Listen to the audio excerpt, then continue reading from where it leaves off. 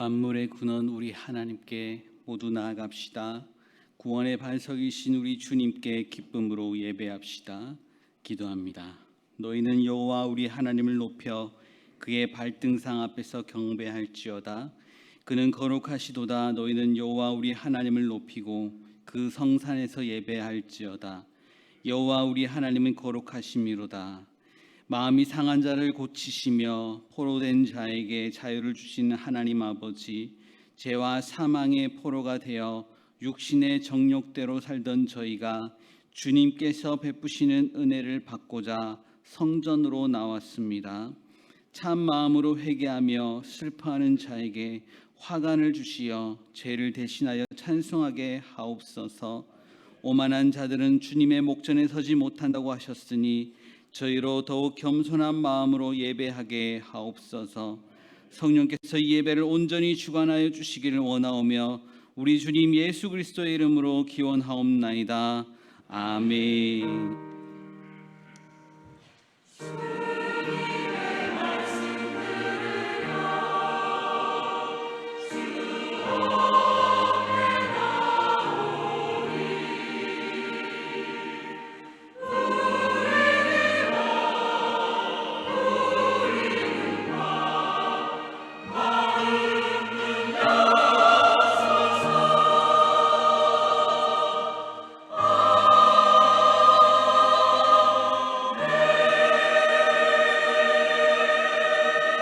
찬양 나 주님의 기쁨 되기 원하네를 함께 찬양하겠습니다.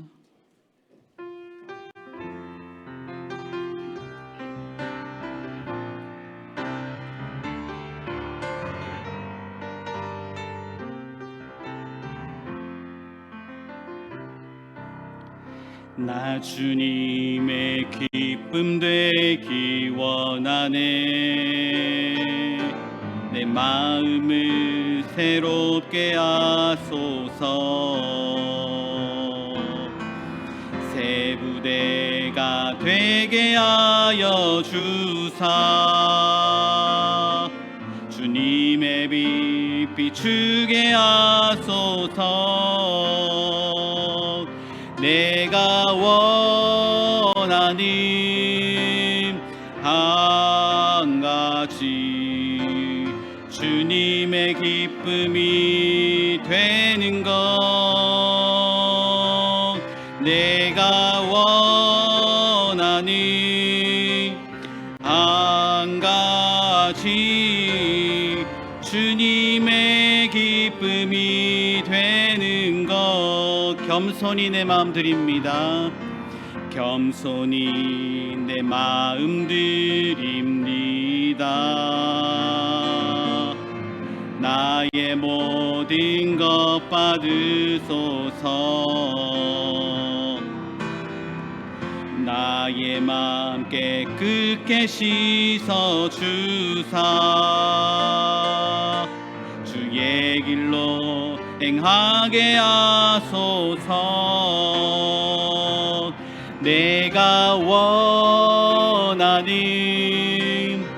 한 가지 주님의 기쁨이 되는 것. 내가 원하는 한 가지 주님의 기쁨이 되는 것. 아멘. 찬송가 뒤에 있는 교독문 20번 시편 33편을 교독합니다.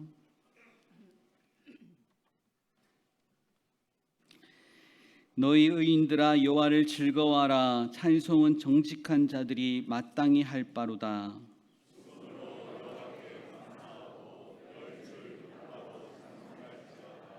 새 노래로 그를 노래하며 즐거운 소리로 아름답게 연주할지어다.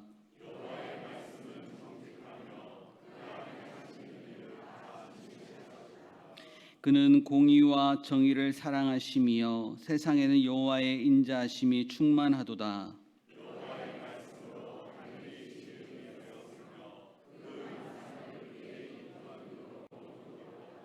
그가 바닷물을 모아 무더기같이 쌓으시며 깊은 물을 곳간에 두시도다. 땅은 여호와를 두려워하며 세상의 모든 거민들은 그를 경외할지. 아멘. 다 함께 새롭게 번역된 사도신경으로 우리의 신앙을 고백하겠습니다. 나는 전능하신 아버지 하나님 천지의 창조주를 믿습니다. 나는 그의 유일하신 아들 우리 주 예수 그리스도를 믿습니다. 그는 성령으로 잉태되어 동정녀 마리아에게서 나시고 본디오 빌라도에게 고난을 받아 십자가에 못 박혀 죽으시고 장사된 지 사흘 만에 죽은 자 가운데서 다시 살아나셨으며 하늘에 오르시어 전능하신 아버지 하나님 우편에 앉아 계시다가 거기로부터 살아있는 자와 죽은 자를 심판하러 오십니다. 나는 성령을 믿으며 거룩한 공교회와 성도의 교제와 죄를 용서받는 것과 몸의 부활과 영생을 믿습니다. 아멘.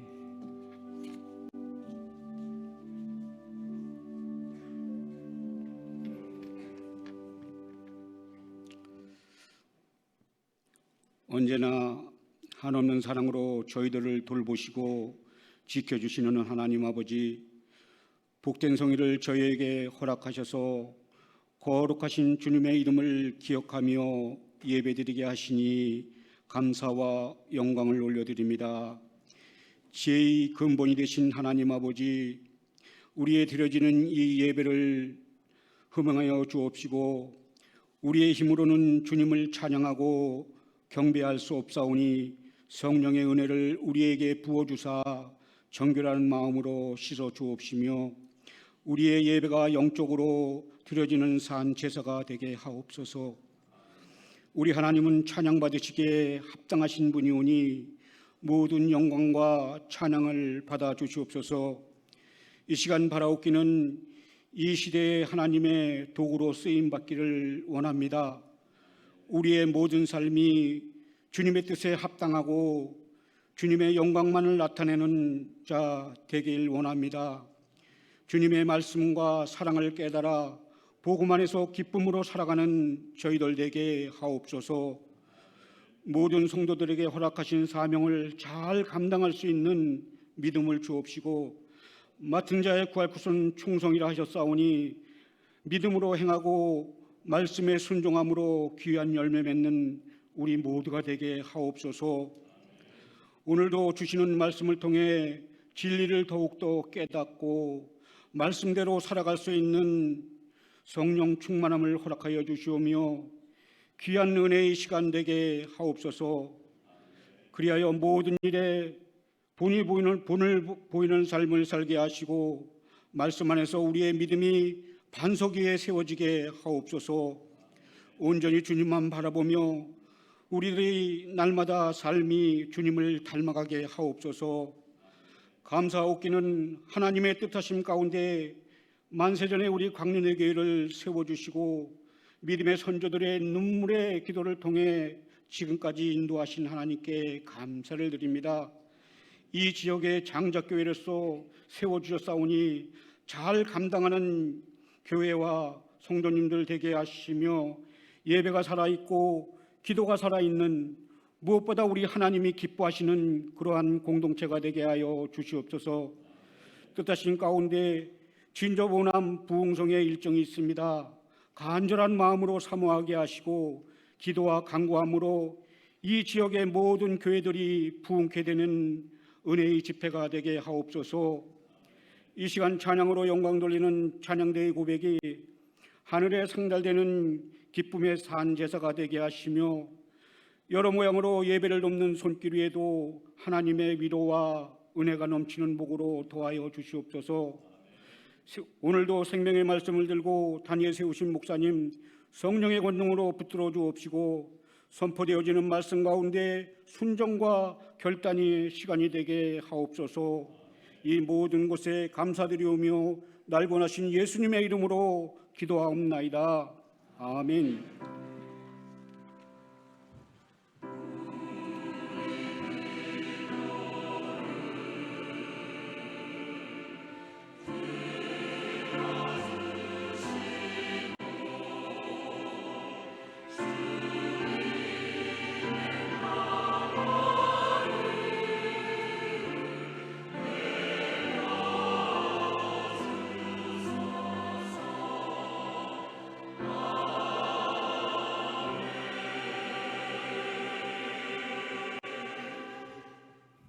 교회 소식 시간입니다. 주보를 함께 보시겠습니다. 오늘은 오순절 후 12번째 주일입니다. 교회학교 여름 사역 보고 예배가 이번 주 금요일 저녁 8시에 이 자리에서 있겠습니다. 많이 오셔서 함께 격려해 주시고 기도할 수 있는 시간 가지길 원합니다. 다문화부 학예 워크숍이 있습니다. 오늘 오후 2시부터 내일까지입니다. 속초에서 있습니다. 기도 많이 해주시기 바랍니다. 다문화부 학예 워크숍을 위한 바자회도 지금 진행 중에 있습니다. 1층 로비에서 진행 중이니까 여러분 많이 관심 가져주시기 바랍니다. 전국 어린이 대회에서 수상한 어린이들이 있습니다. 축하해 주시기 바랍니다. 남성교회 전국연합회 창립 102주년 기념 전국대회가 26일부터 홍천에서 있습니다. 진접 오남 교회연합회 연합부흥회가 31일 월요일부터 9월 2일까지 있습니다. 저녁 7시 30분에 우리 교회에서 있습니다. 강사로 유재명 목사님께서 말씀 전해주시겠습니다.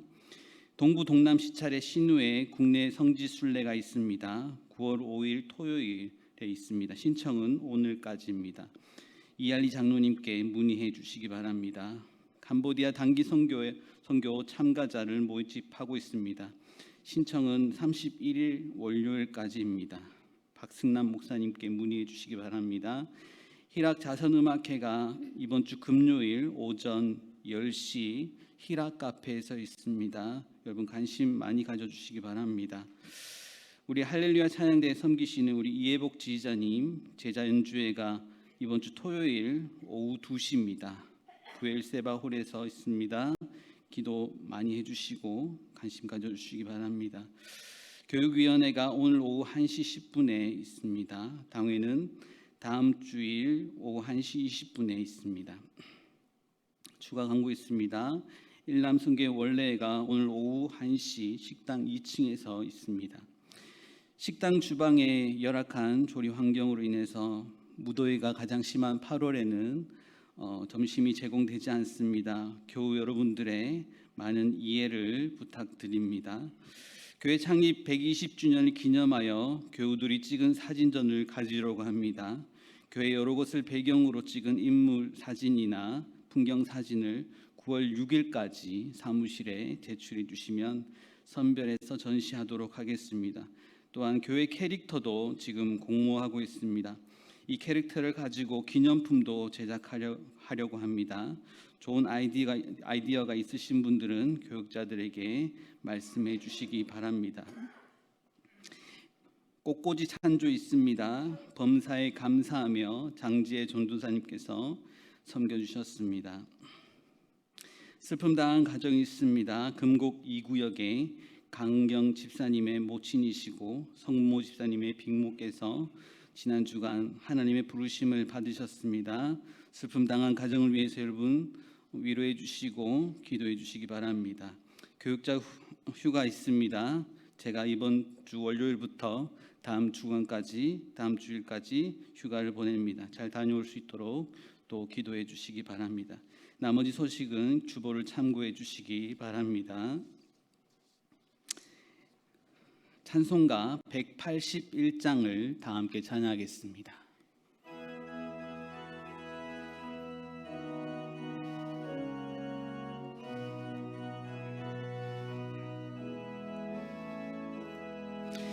부활 승천하신 주께서 약속하신 대로 오시리. 세상 끝날에 징조가 뚜렷하니 깨어 있으라. 죽기까지 충성하라. 생명의 면류관을 내게 주리라. 내가 속히 오리라. 아멘. 주 예수여 오시옵소서. 다시 오시게 될 주께서 어떤 상급 내려주실까. 맡은 달란트 얼마를 남겼는가 셈에 보아라. 죽기까지 충성하라. 생명의 면류관을 내게 주리라. 내가 속히 오리라. 아멘. 주 예수여 오시옵소서. 너의 등잔 안에 기름을 가득 채워 넣으라. 등불 밝혀서 오시는 신랑 예수 영접하여라. 죽기까지 충성하라. 생명의 면류관을 내게 주리라. 내가 속히 오리라. 아멘. 주 예수여 오시옵소서. 그날 그 시간을 모르니 모두 깨어나와 있으라. 충성 다하면 어린 양 잔치 자리 참여하리라. 죽기까지 충성하라. 생명의 면류관을 내게 주리라. 내가 속히 오리라. 아멘. 주 예수여 오시옵소서. 아멘. 오늘 우리에게 주신 하나님의 말씀은 빌립보서 3장 10절에서 16절의 말씀입니다. 빌립보서 3장 10절에서 16절의 말씀은 신약성경 321쪽입니다.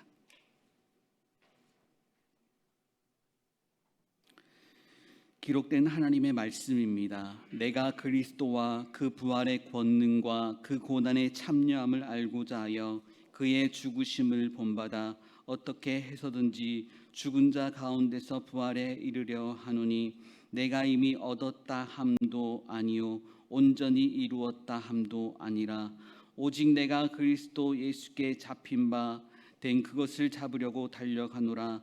형제들아, 나는 아직 내가 잡은 줄로 여기지 아니하고 오직 한 일, 즉 뒤에 있는 것은 잊어버리고 앞에 있는 것을 잡으려고 표대를 향하여 그리스도 예수 안에서 하나님이 위에서 부르신 부름의 상을 위하여 달려가노라. 그러므로 누구든지 우리 온전히 이룬 자들은 이렇게 생각할지니 만일 어떤 일에 너희가 달리 생각하면 하나님이 이것도 너희에게 나타내시리라. 다 함께 봉독하겠습니다. 오직 우리가 어디까지 이르렀든지 그대로 행할 것이라. 아멘.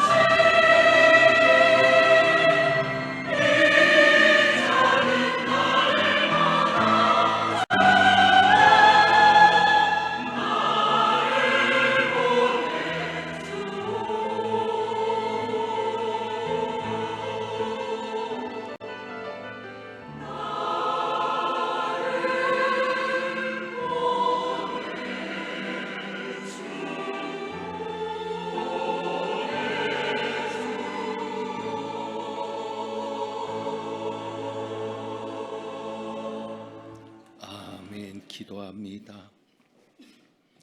하나님 아버지, 우리에게 사명 주시고 사명을 감당할 수 있도록 은혜와 능력 주신 주님을 찬양합니다. 저희가 드리는 찬양을 받으시고 수고한 할렐루야 찬양대와 광릉숲 오케스트라 위에 은혜를 베풀어 주옵소서. 하나님 아버지, 저희 교회에는 예배를 돕는 여러 찬양팀들이 있습니다. 2부 찬양 예배 때 수고하는 트리니티를 비롯해서 여러 찬양팀에 속해 하나님께 기쁨이 되고 성도에게는 은혜의 통로가 되는 분들을 기억하셔서 하나님 동일한 은혜로 갚아 주옵소서. 이제 말씀 듣습니다. 성령님 역사하셔서 하나님의 음성 듣게 하시고 말씀대로 변화되고 말씀대로 사라지는 은혜가 있게 하옵소서. 우리 주님 예수 그리스도의 이름으로 기도합니다. 아멘. 지난 주일 설교 때 우리는 심판대 앞에 설 것을 말씀드렸습니다. 예수 믿는 우리에게도 심판이 있다는 것을 말씀드렸습니다. 사도 바울도 이것을 분명히 합니다. 우리가 다 하나님의 심판대 앞에 설 것을 말씀하는데 로마서 14장 10절에 보면 형제를 비판하지 말라라는 말씀을 전하면서 이렇게 이야기합니다. 네가 어찌하여 네 형제를 비판하느냐, 어찌하여 네 형제를 업신 여기느냐 하면서 우리가 다 한 사람도 예외 없이 우리가 다 하나님의 심판대 앞에 서리라라고 말씀합니다. 그리고 고린도후서 5장 10절에는 이렇게 말합니다. 이는 우리가 다 반드시, 여기에선 한 가지가 더 강조되었죠. 우리가 다 반드시 그리스도의 심판대 앞에 나타나게 되어 각각 선악간에 그 몸으로 행한 것을 따라 받으려 함이라라고 말씀합니다. 여기에서 두 가지 사실이 분명해집니다. 우리가 인정하지 않을 수 없는 두 가지 사실, 믿음으로 구원받는 것이 전부가 아니다. 믿음으로 구원받는 것으로 끝나는 것이 아니라 구원받은 우리도 어디에 서야 한다? 그리스도의 심판대 앞에 서야 한다라고 말씀하는 것이죠. 그리고 또 한 가지 중요한 것은 이겁니다. 그 심판의 기준입니다. 우리가 심판대 앞에 서는데 그 심판을 받는 기준은 행함입니다. 행함. 그러니까 구원은 믿음으로 받지만 심판은 행함으로 받는 겁니다. 믿는 우리에게 행함이 필요한 것은 구원받기 위함이 아니라 심판이 있기 때문입니다. 그 행함은 사도 바울이 말하는 것처럼 각각 선악간의 그 몸으로 행한 것을 따라, 특히 무엇으로 행한 것? 몸으로 행한 것. 그러니까 우리가 삶으로 보여지는 것들이 바로 심판의 기준이 되는 겁니다. 그렇다면 여러분은 자신이 있으십니까? 심판대 앞에 설 자신이 있으십니까? 그런데 요한은 좀 더 다른 이야기를 합니다. 우리가 요한 복음을 읽어보면 믿는 자들은 심판을 받지 않는 것으로 표현된 구절들을 만납니다. 그래서 심판이 없을 거라고 생각하게 되는데 요한복음 3장 17절에 사도 요한은 이렇게 기록합니다. 하나님이 그 아들을 세상에 보내신 것은 세상을 심판하려 하심이 아니요 그로 말미암아 세상이 구원을 받게 하려 하심이라. 하나님이 그 아들 예수 그리스도를 이 세상에 우리에게 보내신 것은 우리가 심판을 받게 하려 하는 것이 아니라 예수님으로 말미암아 구원을 받게 하려는 것이라. 그러니까 심판을 받지 않게 하는 것이 주님이 오신 목적이기 때문에 심판을 받지 않는 것을 분명하게 선언합니다. 그리고 요한복음 3장 18절에서는 더 분명히 얘기합니다. 그를 믿는 자는 심판을 받지 아니하는 것이요. 예수를 믿는 자는 심판을 받지 않는다.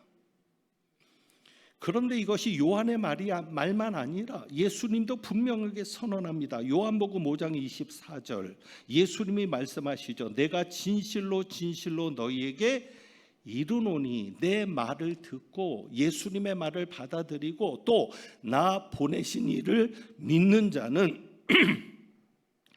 영생을 얻었고 그리고 심판에 이르지 아니하나니. 그러니까 영생을 얻을 게 아닙니다. 이미 우리는 영생을 얻었고, 그러니까 믿는 자는 이미 영생을 얻은 겁니다. 그리고 심판에 이르지 않습니다. 사망에서 생명으로 옮겼느니라.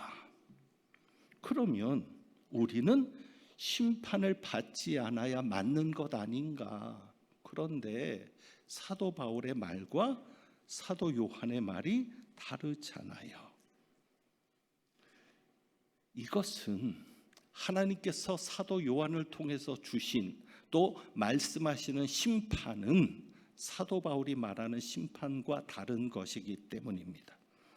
그러니까 심판의 목적이나 심판의 이유가 다른 겁니다.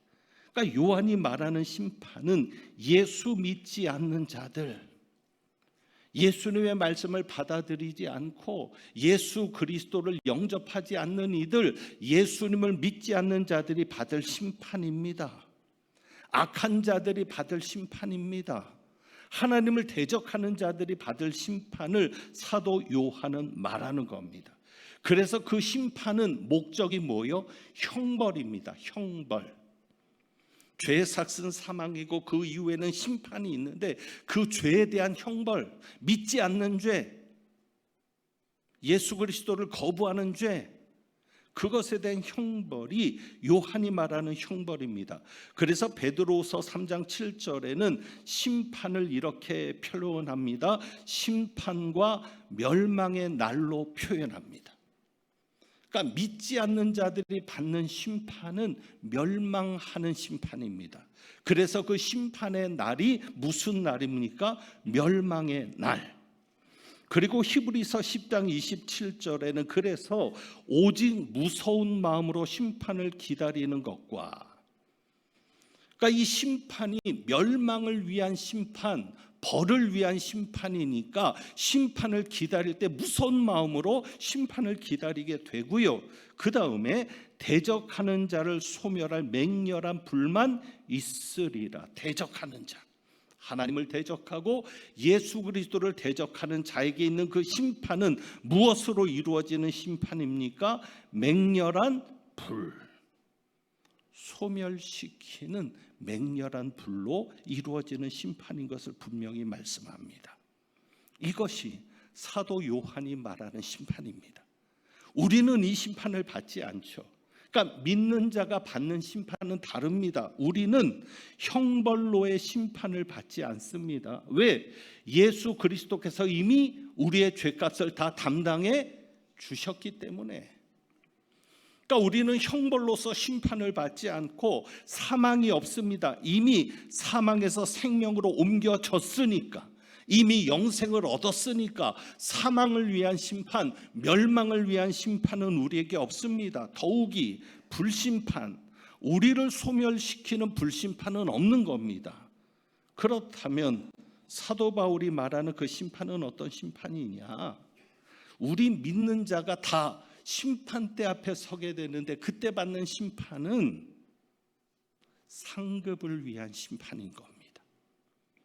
오늘 말씀의 제목처럼 상주심이 목적인 심판이죠. 그래서 요한일서 4장 17절에 말씀하는 것처럼 심판날에 우리는 무엇을 가질 수 있습니까? 담대함을 가질 수 있는 겁니다. 심판이 없기 때문이 아니라 그 심판은 무엇을 위한 심판이니까? 상급을 위한 심판이니까. 그러니까 행한 대로 갚으리라, 행한 대로 우리에게 상급으로 갚아주실 때 그 행함은 무엇을 위한 행함인 거예요? 상을 주시기 위한 행함인 거예요. 그러니까는 하나님께서 어떻게든지 우리에게 상을 주시려고 행한 것을 긁어 모으는 겁니다. 어떻게든지 상 주려고 모으는 겁니다. 조금이라도 잘한 것이 있으면 그 잘한 것으로 칭찬하려고 하나하나 모으시는 주님이신 겁니다. 하다못해 말 한마디 잘한 것도 상 주십니다. 여러분, 힘들고 어려운 이들에게, 용기를 잃고 절망하고 있는 애들에게 따뜻한 말 한마디, 아내에게 하는 남편의 따뜻한 말 한마디, 남편에게 건네는 아내의 따뜻한 말 한마디, 돈 들 거 있습니까? 여러분, 그 말 한마디로 다른 사람에게 용기를 주고 격려를 주고 다시 살아갈 힘을 주는데, 그래서 그 사람이 다른 인생을 살자고 일어나는데 그 말 한마디 하는데 돈 들 일 있습니까? 돈 들 일 없잖아요. 여러분이 수고할 것이 있습니까? 말 한마디 해주는 건데. 그런데 하나님은 여러분의 그 말 한마디를 들으시고 기억하셨다가 무엇을 주신다? 상 주신다. 그렇게 따지고 보면 우리 중에 누구라도 상 받지 못할 리가 없는 겁니다. 여러분의 가정을 잘 지켜오셨잖아요. 힘들고 어려워도, 마음에 안 맞아도 포기하지 않고 끝까지 지켜왔잖아요. 하나님 기억하시거든요. 그러니까 우리 하나님은 여러분이 행한 대로 갚으시는데, 잘못 행한 것, 죄를 지었다거나 하나님의 뜻대로 살지 못했던 그런 잘못된 것들은 예수님 뒤로 감추시고, 왜? 이미 주님께서 갚으셨고, 하나님 잘못했습니다, 용서해 주세요. 그래, 내가 잊겠다. 그리고 무엇만 기억하시는 거예요? 잘한 것만. 어떻게든지 여러분에게 상 주시고 싶어서 잘한 것만 기억하시는 우리 하나님이십니다. 그래서 우리 모두에게는 받을 상이 있는 겁니다. 그래서 바울이 14절에 이렇게 말할 수 있는 겁니다. 표대를 향하여 그리스도 예수 안에서 하나님이 위에서 부르신 부름의 상을 위하여 달려가노라. 자, 이 말을 풀어보면 하나님이 우리를 위에서 부르셨습니다. 그런데 그 위에서 부르신 무슨 부름의 상, 그러면 하나님이 우리를 부르실 때 무엇을 위해서 부르셨다는 거예요? 상 주려고 부르셨다는 거예요. 단지 여러분에게 천국 가는 구원만 주신 게 아니라 천국에서 상을 누리면서 면류관을 쓰며 살아갈 수 있도록 상을 주시기 위해서 여러분을 부르셨다는 겁니다. 그것이 바로 사도 바울이 발견한 표대입니다. 표대를 향하여 바울이 달려간다고 했습니다. 그 표대를 향하여 달려가는데 그 표대가 무엇입니까? 하나님이 위에서 자기를 부르신 부름의 상인 겁니다. 그 상이 표대인 겁니다. 여러분에게도 하나님이 주신 상, 하나님이 여러분을 위해 준비하신 상이 여러분의 표대로 보여질 수 있기를 원합니다. 그리고 12절에서는 또 이렇게 표현합니다. 그리스도께 내가 이미 얻었담도 아니요 온전히 이루었담도 아니라 오직 내가 그리스도 예수께 잡힌 바 된 그것을 잡으려고 달려가노라. 바울이 똑같이 달려간다라고 표현합니다. 14절에도 달려가노라. 이 달려가는 것은 조깅이 아닙니다. 건강을 위해서 달리는 게 아니라 올림픽에 나가서 메달을 얻기 위해서 달려가는 전력 질주를 말하는 거죠. 근데 바울이 부름의 상을 위하여 내가 달려간다라고 하면서 또 뭐를 얘기합니까? 12절에는 그리스도 예수께 잡힌 바 된 그것. 그러니까 바울은 자기가 어떤 인생을 살고 있음을 알았어요. 예수님 앞에 붙잡힌 바 된 인생을 살고 있는 것을 안 거예요. 자기는 자기 마음대로 산다고 생각했는데 예수님께서 바울을 붙잡으셨다는 거죠. 바울을 붙잡으셨을 때 목표가 있었다는 겁니다. 그게 뭐냐면 예수께 잡힌 바 된 그것. 바울이 예수님을 붙잡으셨을 때 목적이 있어서 붙잡으신 거예요. 그래서 예수께 잡힌 바 된 그것은 바울에게 주님이 가지신 목표인 것이죠. 그런데 그 목표가 뭐예요? 표대이고 그것이 위에서 부르신 부름의 상인 겁니다. 그러니까 예수님이 바울을 붙잡으셨을 때 목표를 가지고 뜻을 가지고 붙잡으셨어요. 그래서 바울이 그 목표를 향해서 달려갔을 때 그 마지막에 무엇을 받는 겁니까? 바울을 부르신 부름의 상을 받게 되는 거죠. 바로 그 목표, 그것이 우리 오늘 할렐루야 찬양대가 찬양했던 사명이라고 우리는 말을 하는 겁니다. 여러분에게도 예수님께 잡힌 바 된 그것이 있습니다.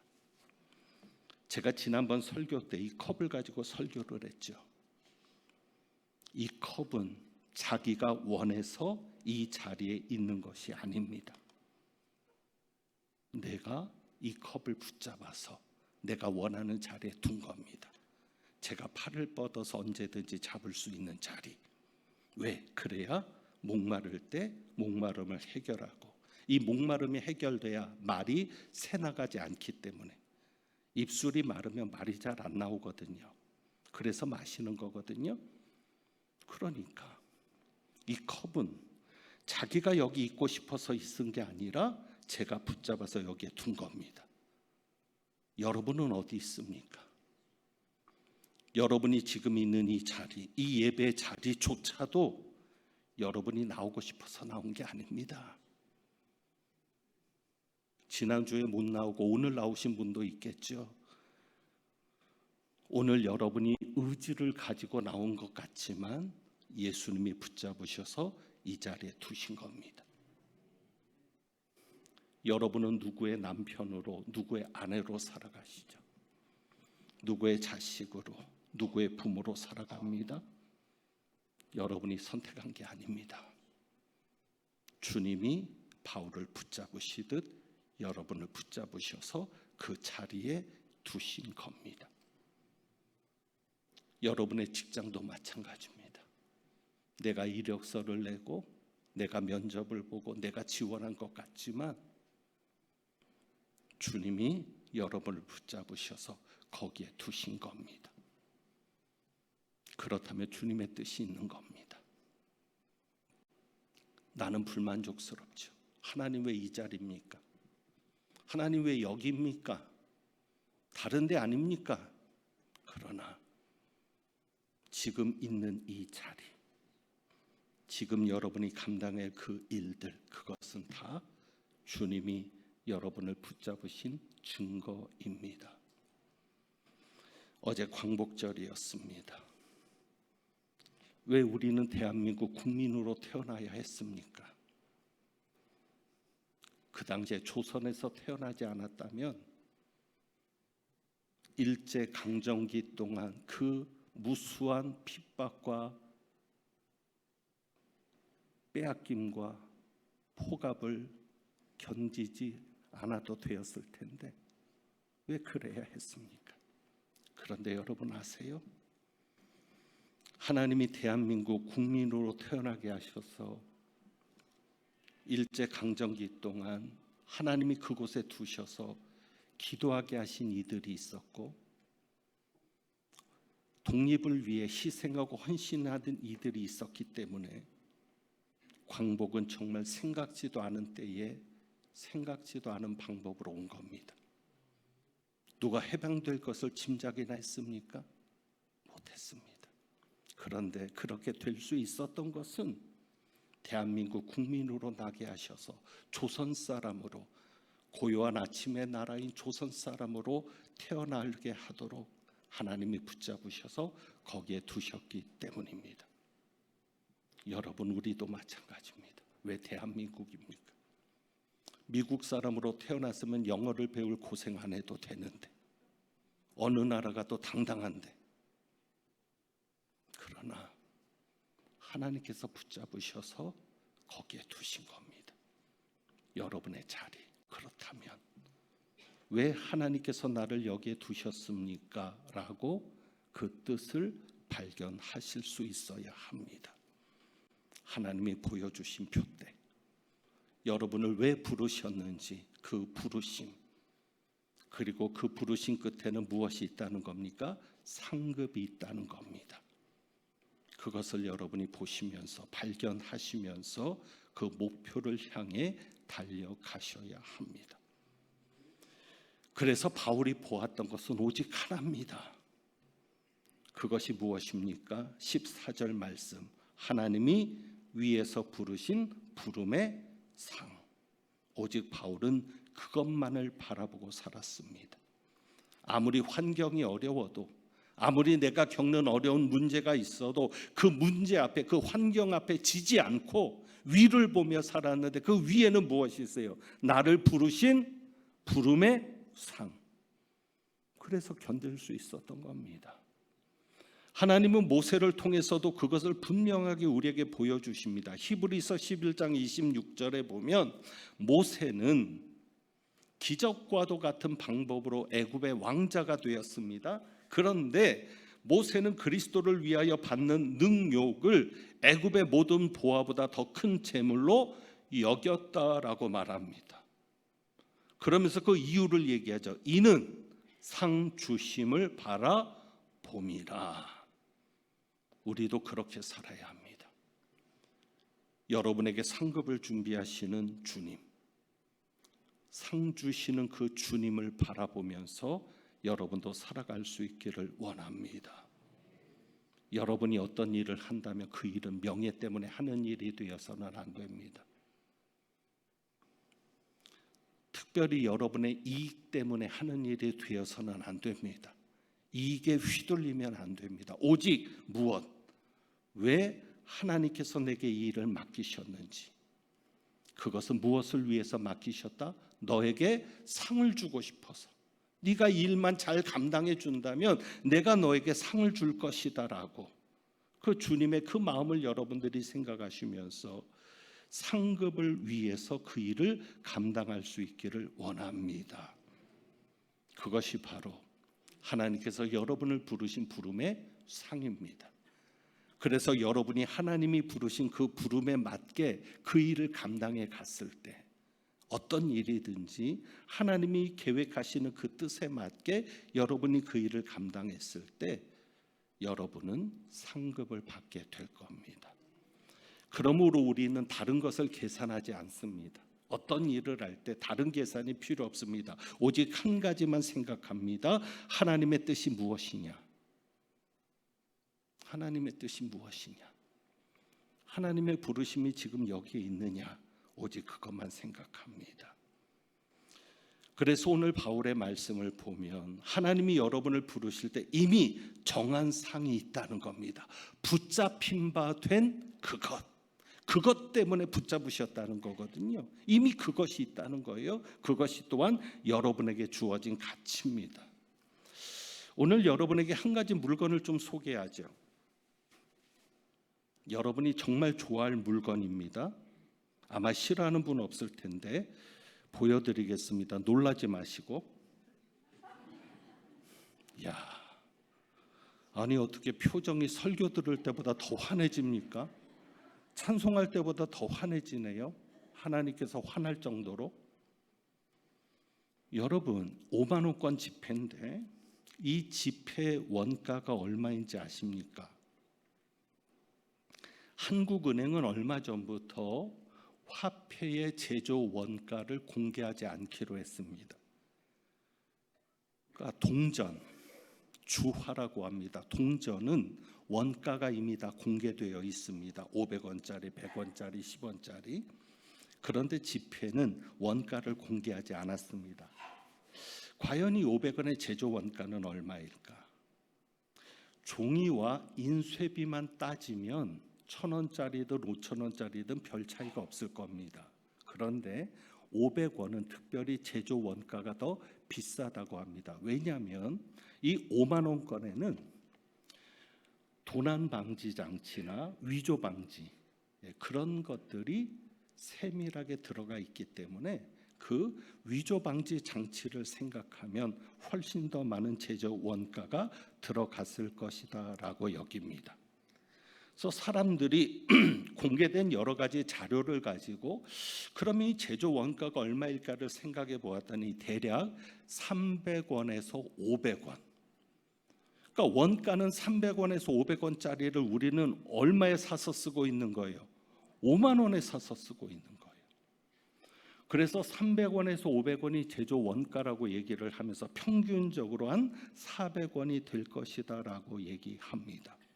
그런데 여러분, 이 5만 원짜리 제조 원가가 400원이지만 누구도 이 돈을 쓰면서 400원이라고 생각하며 쓰는 사람은 없어요. 이 돈을 쓰면서 400원의 물건만 받고 나머지는 받지 않는 분은 어리석은 자입니다. 그러니까 이 돈은 얼마의 가치를 가지고 사용되고 있어요? 5만 원의 가치. 왜? 그 가치는 누가 부여하신 가치입니까?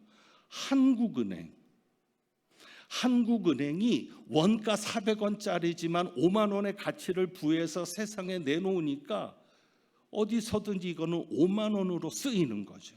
마찬가지입니다.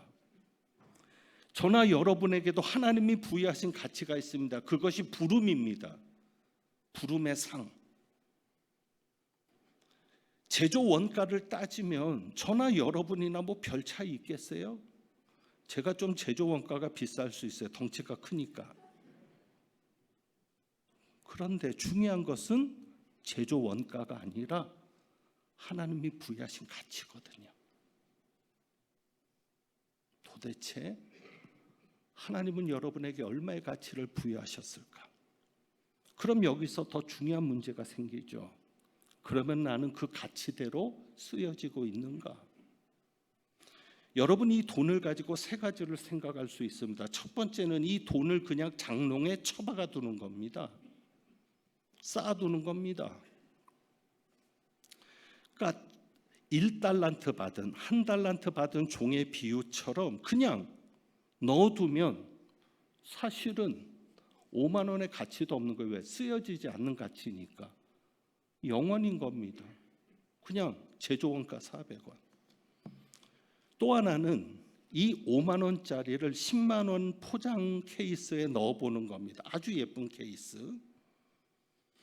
그러면 그 가치는 어떨까요?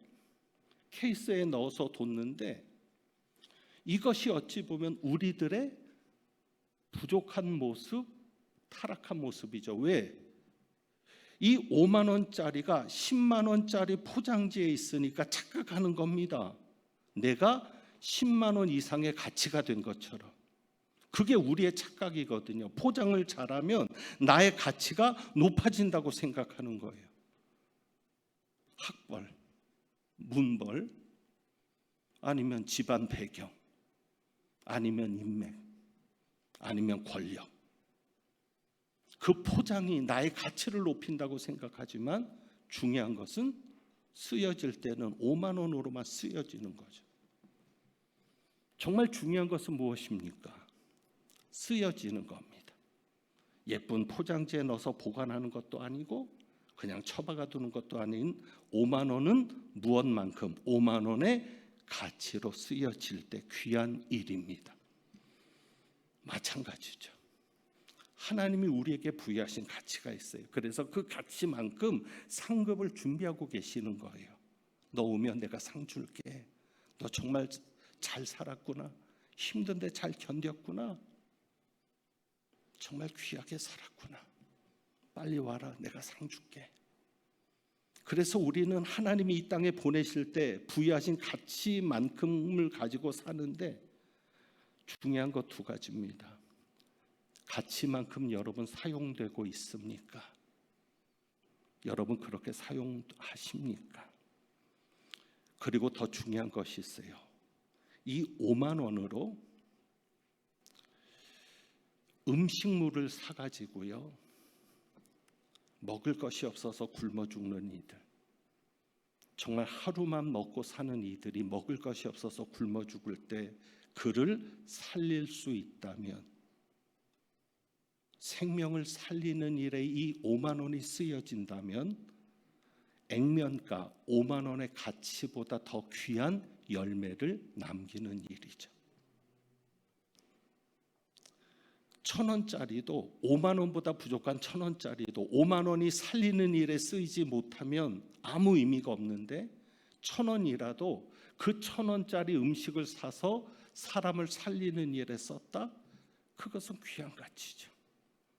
그렇습니다. 여러분, 살리는 사람이 되셔야 합니다.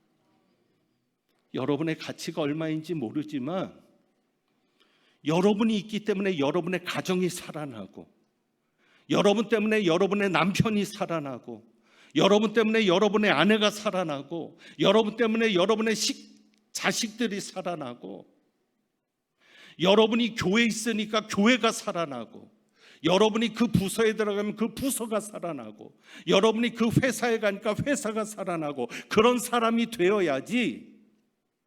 여러분의 가치를 가지고 사람을 죽이는 일에 쓴다면, 이 5만 원을 가지고 사람을 죽이는 것을 쓸 수 있어요. 누구는 그 5만 원으로 살리는 일에 쓰지만, 누구는 그 5만 원을 가지고 사람을 해치는 것을 사서 쓸 수 있거든요. 하나님이 여러분에게 주신 가치가 있는데 사람을 죽이는 일에 쓰지 말고, 여러분이 있으면 살아나야 할 것 아닙니까? 살리는 일에 쓰여지기를 축복합니다. 그럴 때 잘했다, 착하고 충성된 종아, 네가 작은 일에 충성했는데, 작은 일이 뭐예요? 내게 아무 유익이 없는 일, 작은 일이잖아요. 너에게는 유익도 없는 일에 그렇게 네가 충성을 했구나. 네 5만 원을 다 허비했구나. 그래, 나와 함께 즐기자. 그 상급이 여러분의 상급이 될 줄로 믿습니다. 우리가 지난 설교에 베드로를 통해서 남은 때를 하나님의 뜻을 따라 살자고 했습니다. 하나님의 뜻이 무엇입니까? 여러분을 부르신 부름의 뜻, 여러분을 붙잡으실 때 그 주님의 목표, 그것이 하나님의 뜻입니다. 그 목적을 이루어드리는 여러분이 되셔야 합니다. 제가 신방을 가끔 하는데, 신방 가서 가정 예배를 드립니다. 가장 귀한 게 뭐냐면, 음식을 잘 준비하는 건 저에게 관심이 아니에요. 저는 덩치보다 조금 먹습니다. 웃으시는 분들 너무 심하게 웃으면 제가 상처를 받습니다. 그러니까 뭐 잘 준비할 거 없어요. 그냥 물 한 잔이면 감사한데, 귀한 것은 뭐냐면 아이들이 와서 예배를 같이 드리는 거예요. 그게 너무 귀합니다. 야, 아이들이 예배 드리기 싫어할 텐데 어른들 예배잖아요. 그래서 제가 신방을 갈 때는 지갑을 가지고 갑니다. 그래서 지폐를 종류별로 넣어 놓습니다.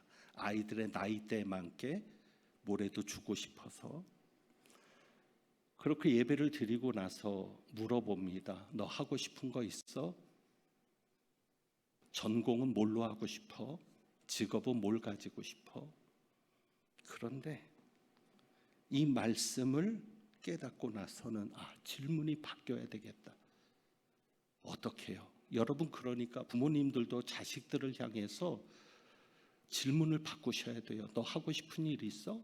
너 가지고 싶은 직업 있어? 너 소망이 뭐야? 장래 꿈이 뭐야가 아니라, 하나님이 너에게 뭘 원하실까? 하나님이 너에게 무슨 직업을 가지게 하실까? 하나님이 너를 통해서 어떤 일을 이루고 싶으실까? 엄마 아빠를 칭찬해 줍니다. 당연하죠. 너무 좋은 엄마 아빠를 뒀으니까. 네 엄마 아빠는 세상에서 최고인 엄마 아빠야. 어디 가도 너희 엄마 아빠 같은 사람 없어. 넌 정말 복된 아이야. 넌 정말 감사해야 돼. 그런데 하나님께서 왜 이렇게 좋은 엄마 아빠를 만나게 하셔서 믿음의 가정에서 너를 자라게 하실까?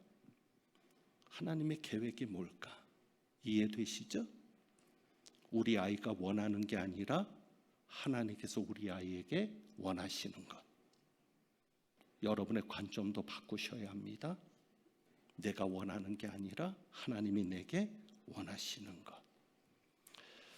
책 제목만 소개하고 마칩니다. 어느 선교사분의 책 제목이 제게 충격이었습니다.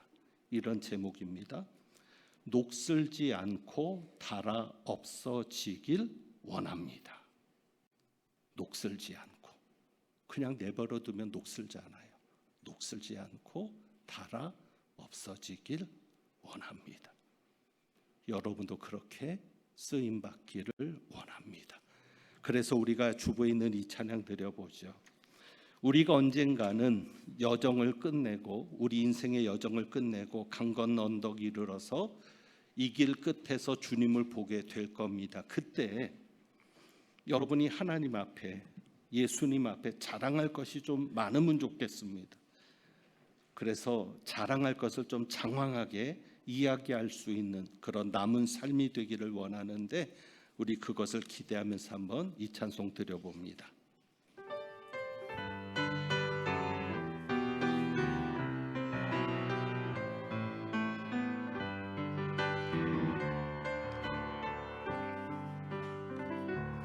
내 인생 여정 끝내요 강 건너 언덕 이를 때 하늘 문 향해 말하리 예수 인도하셨네. 아멘. 매일 발걸음마다 예수 인도하셨네. 나의 무거운 죄 짐을 모두 벗고 하는 날 예수 인도하셨네. 이 가시밭길 인생을 허덕이면서 갈 때에 시험과 환난 많으나 예수 인도하셨네. 아멘.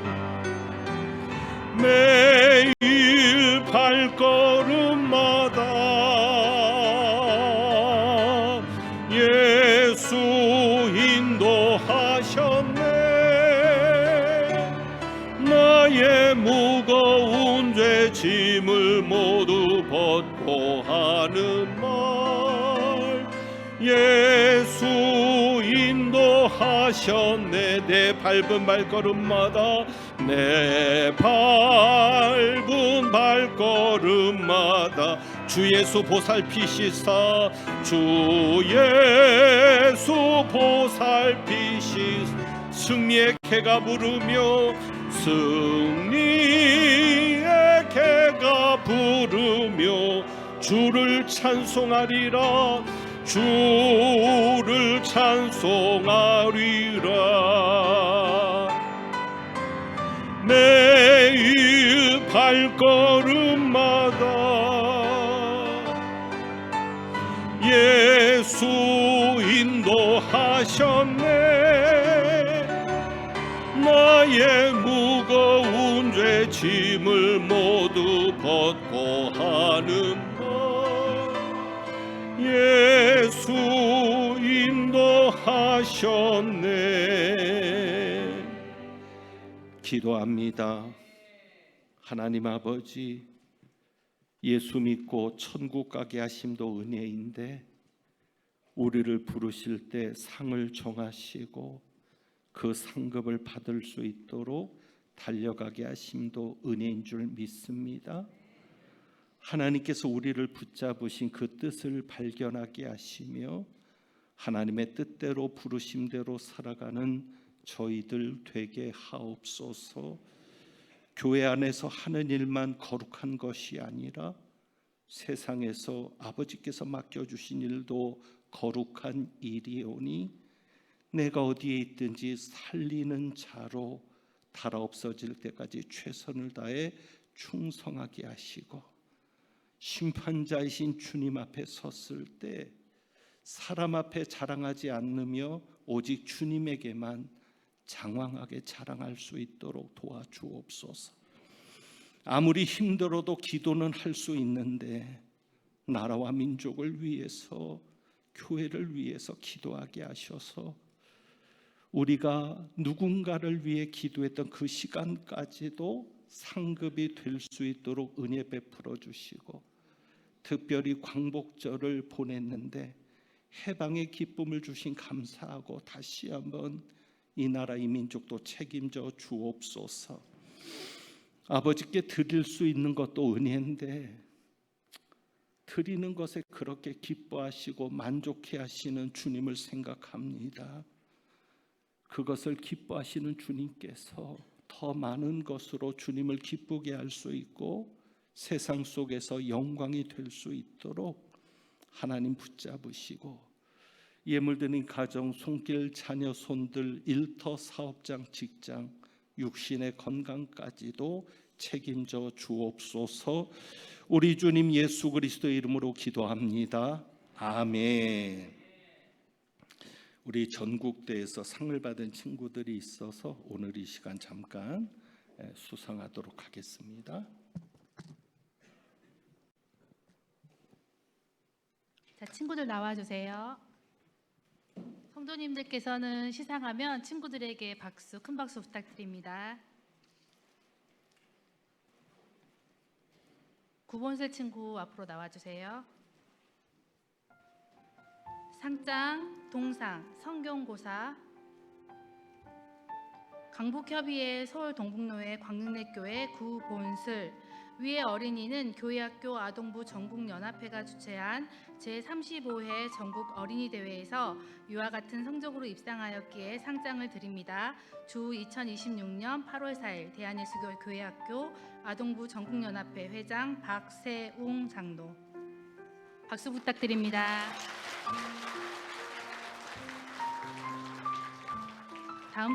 다음 친구 시상하겠습니다. 찬양율동 5봄.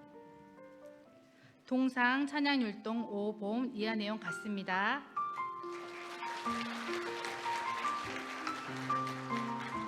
조아임 친구 시상하겠습니다. 동상 찬양율동 조화임 이하 내용 같습니다.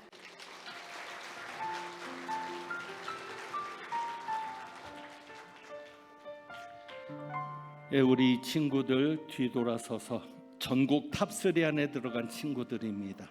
우리 다시 한번 격려 박수하겠습니다. 감사합니다. 제가 축도합니다. 하나님은 내게 복을 주시고 너를 지키시기를 원하며, 하나님은 그의 얼굴을 내게 비추사 은혜 베푸시기를 원하며, 하나님은 그 얼굴을 내게로 향하여 드사 평강 주시기를 원하노라. 하나님이 부르실 때 상을 위해 부르심을 알고 하나님이 부르신 부름의 상을 위하여 달려가며, 예수님께서 붙잡으실 때 그 목표를 이루고자 달려가기를 다짐하고 소망하는 귀한 백성들 위에, 그리고 전국대회를 통해 좋은 성적으로 하나님께 영광이 되며 교회 자랑이 된 우리 어린 친구들 위에, 그리고 그 가정 위에 부활이요 생명이신 우리 주님 예수 그리스도의 은혜와 우리를 자녀로 삼아주신 아버지 하나님의 사랑과 상을 받을 수 있도록 힘과 능력으로 역사해 주시는 성령님의 교통하심이 이제부터 영원까지 함께 하시기를 축원하옵나이다. 아멘.